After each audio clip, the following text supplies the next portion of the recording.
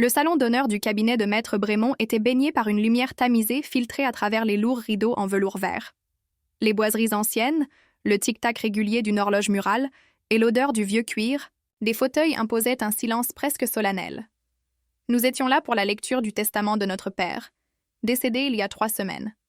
Autour de la grande table ovale, les membres proches de la famille s'installaient un à un. Ma sœur aînée, Claire, entra la dernière et alla s'asseoir directement dans le grand fauteuil placé en bout de table, celui que, par habitude, tout le monde laissait aux plus légitimes ou aux plus concernés par l'héritage. Je levai, les yeux vers elle, surpris. « Tu prends la place d'honneur, dis-je, mi-souriant, mi-agacé. » Elle haussa les épaules. « Quelqu'un doit bien s'y asseoir. » Maître Brémond, grand homme aux cheveux blancs parfaitement peignés, referma la porte derrière lui et prit place au centre. « Bien. Nous sommes réunis pour la lecture des dernières volontés de Monsieur Henri Delmas. Avant toute chose, je vous remercie de respecter le calme nécessaire à ce moment. » Mon regard se posa sur ma sœur. Elle avait croisé les jambes, les mains jointes sur la table, un léger sourire aux lèvres, comme si elle connaissait déjà le contenu du testament. Le notaire commença à lire d'une voix posée. Les premières lignes étaient les formules habituelles. Remerciements, quelques mots pour chaque enfant, puis les premières dispositions. Claire hérita officiellement de plusieurs comptes bancaires et d'une collection de tableaux anciens. Je n'étais pas surpris. Elle avait toujours partagé avec notre père une passion pour l'art. Puis vint mon tour. Maître Brémond marqua une légère pause, leva les yeux vers moi, puis lut « À mon fils Julien, je confie la maison familiale, sise aux 14 rue des Marronniers, ainsi que tout ce qu'elle contient, et les clés que voici. » Il sortit, un trousseau de clés en métal poli d'un tiroir et les posa devant moi. Je sentis plusieurs regards se tourner dans ma direction. Claire, surtout, perdit son sourire. « Les clés ?» répéta-t-elle. Maître Brémond hocha la tête. « Oui, madame, la maison et son contenu. C'est l'exécution directe des volontés de votre père. » Je tendis la main, ramassai le trousseau. Les clés tintèrent légèrement, un son qui me ramena aussitôt à mon enfance. La porte d'entrée grinçante, les placards qui sentaient la cire, les marches qui craquaient, et le bureau où mon père passait des heures à écrire. « Mais pourquoi toi ?» lança Claire, incapable de cacher sa frustration. « Parce que papa l'a voulu, » répondis-je simplement. Il aurait pu m'en parler, je ne répondis pas. J'avais appris, avec Claire, que parfois le silence valait mieux qu'un débat inutile. Une fois la lecture terminée, chacun signa les documents. Claire sortit sans me regarder. Mais je savais que cette histoire n'était pas close. Je le sentais dans sa façon d'avoir posé ses mains sur la table, dans ses regards furtifs vers le trousseau de clés, comme si elle représentait quelque chose de plus important que la simple possession d'une maison. Et moi, je me souvenais très bien que cette maison avait ses secrets. La pluie tombait en fines gouttes lorsque je me garais devant la maison familiale, aux 14 rue des Marronniers. Les volets fermés donnaient au lieu une allure figée dans le temps. Je restai un moment dans la voiture, observant la façade de pierre claire, les 2 marronniers qui se dressaient comme des sentinelles de chaque côté du portail. En sortant, je sentis immédiatement l'odeur humide de la terre. Le gravier crissa sous mes pas. Je sortis le trousseau et, presque instinctivement, cherchai la clé d'entrée. Une vieille clé en laiton, usée, dont la tête avait la forme d'un trèfle. La serrure opposa une légère résistance, puis céda avec un claquement sec. L'air à l'intérieur avait cette odeur mêlée de bois ancien et de souvenirs. Les rideaux tirés tamisèrent la lumière, laissant filtrer des raies dorées sur les meubles recouverts de drap blanc. Je posai mon sac dans l'entrée, retirai mon manteau et avançai lentement, comme si chaque pièce pouvait receler une surprise. Le salon était exactement comme dans mes souvenirs. La grande bibliothèque aux vitres coulissantes, le tapis persan légèrement élimé au centre et au mur, la pendule que mon père remontait chaque dimanche matin. Mais c'était le bureau qui m'attirait. Je le trouvais tel que je l'avais toujours connu. Un large bureau en chêne massif, couvert de papier soigneusement empilé, et derrière, la grande fenêtre donnant sur le jardin. J'essayais l'un des tiroirs, fermé. J'essayais plusieurs, clés du trousseau avant de trouver celle qui convenait.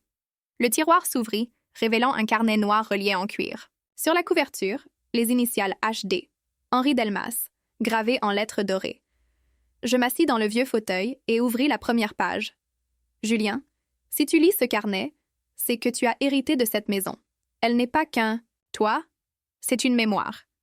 Et elle contient quelque chose que j'ai toujours voulu te confier. Mais tout n'est pas simple. Certaines portes sont fermées pour une raison. Cherche derrière ce que tu vois et ne fais confiance à personne, pas même à ceux qui te semblent les plus proches.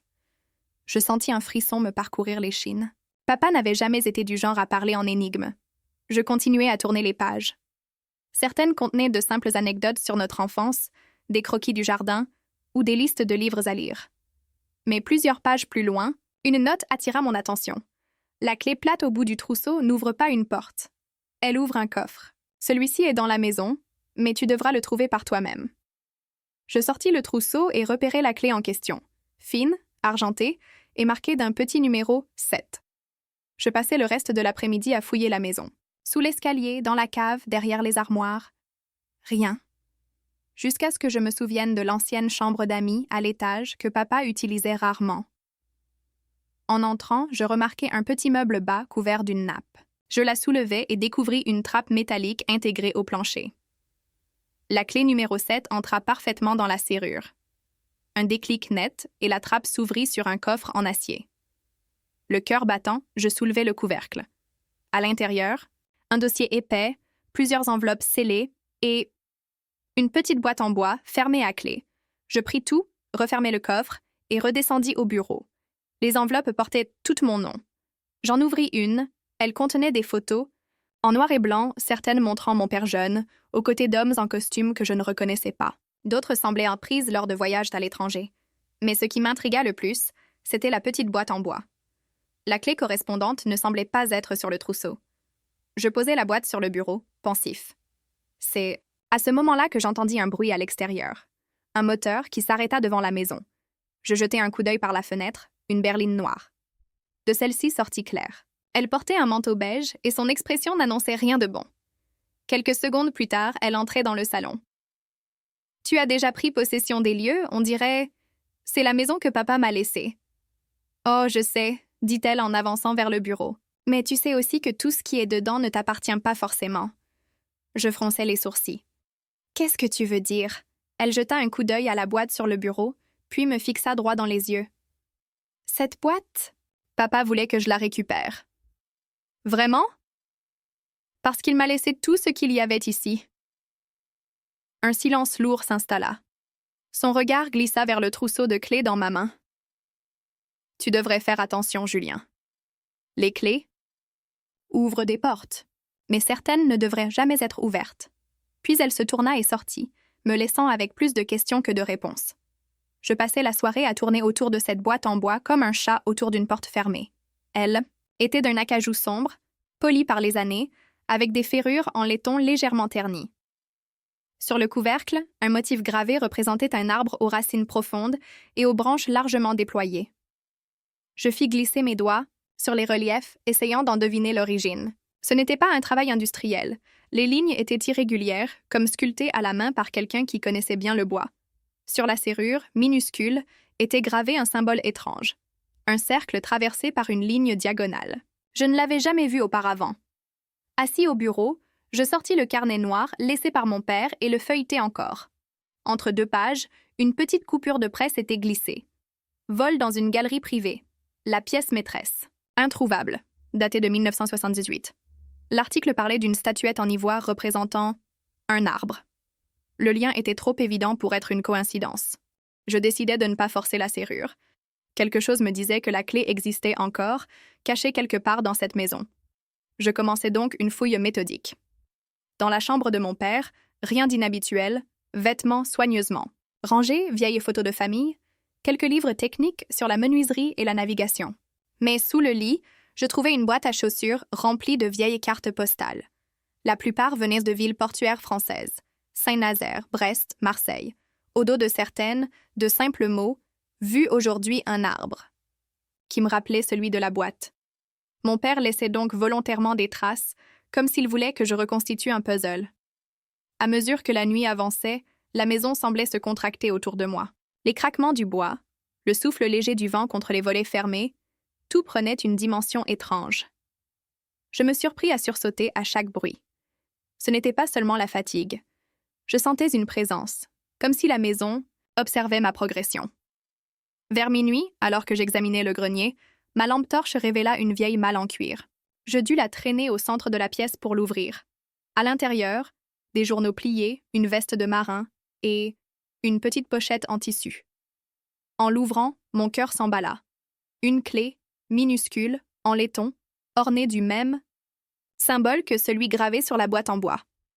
Je la serrai dans ma main, ressentant un mélange d'excitation et d'appréhension. En redescendant, je posai la clé sur le bureau et observai la boîte. « Voyons ce que tu caches. » La clé entra parfaitement dans la serrure. Un clic sec retentit et le couvercle se souleva doucement. À l'intérieur, plusieurs documents pliés, jaunis par le temps, et un écrin noir en velours. J'ouvris l'écrin, une bague ancienne, sertie d'une pierre verte. Sur la pierre, gravé très finement, le même arbre que sur le couvercle de la boîte. Je pris ensuite les documents. Il s'agissait de lettres manuscrites, signées d'un nom que je ne connaissais pas, Antoine Vignol. Elles parlaient d'un accord scellé entre lui et mon père, de biens confiés en secret pour les protéger de personnes avides au B. Sein de la famille. Et dans la dernière lettre, une phrase me glaça. « Si un jour tu transmets la boîte, transmets-la à Julien. Il est le seul à pouvoir choisir quoi en faire. » Pourquoi moi? Pourquoi pas Claire? Un bruit de moteur devant la maison interrompit mes réflexions. Je me précipitai à la fenêtre, la même berline noire que l'après-midi. Cette fois, ce n'était pas Claire qui en descendait, mais un homme grand, vêtu d'un manteau sombre. Il monta le perron et frappa 3 coups secs à la porte. « Monsieur Delmas ?» dit une voix grave. « Nous devons parler. » Je ne répondis pas. Je reculai, la boîte toujours dans les mains. À travers la vitre, je vis l'homme jeter un coup d'œil circulaire, comme pour vérifier qu'il n'était pas observé. Puis il descendit les marches et retourna vers sa voiture. Quand le bruit du moteur s'éloigna, je relus la dernière lettre. Personne avide au sein de la famille. Claire en faisait-elle partie? Ou bien l'homme en manteau sombre était-il lié à cette vieille histoire de vol? Une chose était sûre, mon père avait anticipé tout cela, et il avait laissé un chemin de miettes à suivre. Le prochain indice devait se trouver, ailleurs, peut-être même en dehors de la maison. Je rangeai soigneusement la boîte et le carnet, verrouillai le bureau, puis m'assis dans le fauteuil, incapable de dormir. La pluie avait cessé. Dehors, les branches des marronniers semblaient dessiner, dans l'air nocturne, le même arbre que celui de la boîte. Je sentais que l'histoire n'était pas seulement un conflit d'héritage, c'était une guerre silencieuse, commencée bien avant ma naissance, et dans laquelle je venais d'entrer de plein pied. Et au fond de moi, une certitude se forma. Le dernier chapitre de cette histoire allait se jouer au grand jour, devant témoins. Le matin de la réunion finale chez Maître Brémond, l'air de Paris avait cette fraîcheur coupante qui saisit la gorge et réveille les nerfs. J'avais dormi à peine 3 heures.